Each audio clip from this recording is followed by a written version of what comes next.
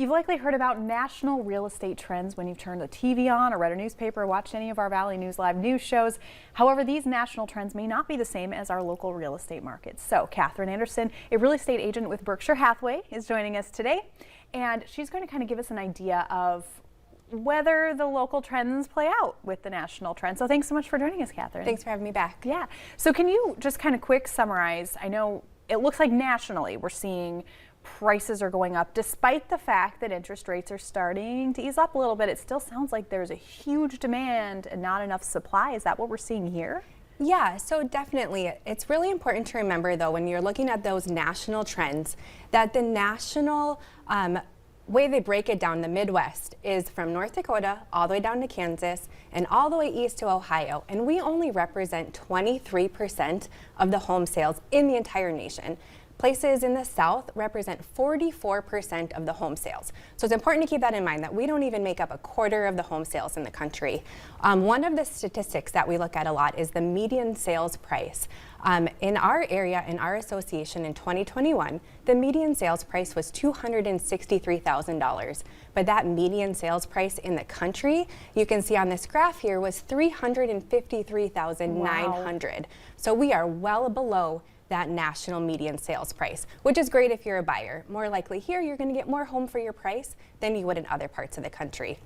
Another statistic that we look at is the absorption rate. The national absorption rate in December of 2021 was 2.1 months.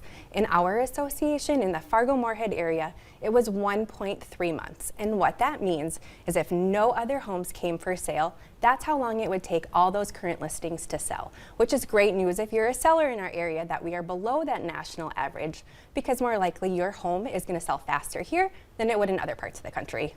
So I think a lot of people last year maybe thought, you know, things are going really well. I didn't get a house this year. I put bids out. It just didn't happen. So they're like, I'll just wait until 2022.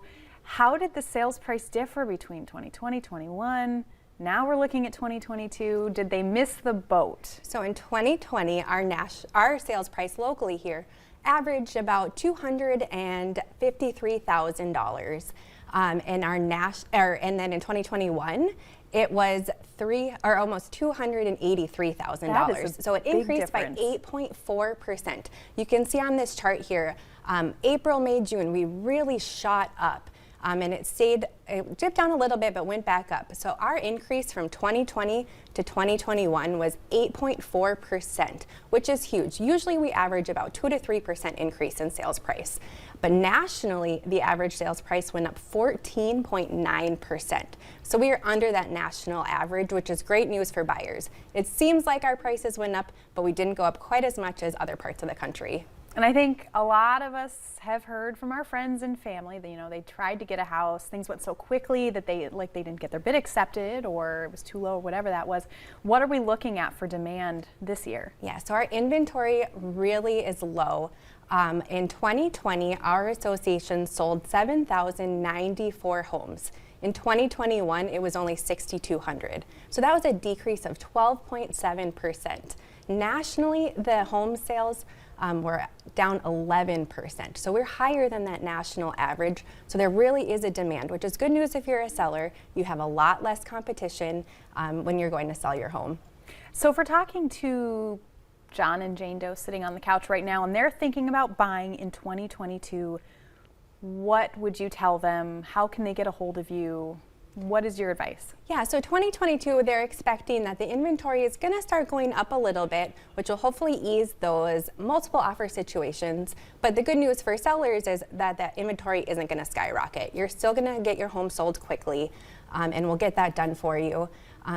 Interest rates are expected to go up just a little bit, so really get a hold of your lender if you're thinking about buying a home here in 2022 to make sure that you can lock in that low interest rate, because that really affects your buying power.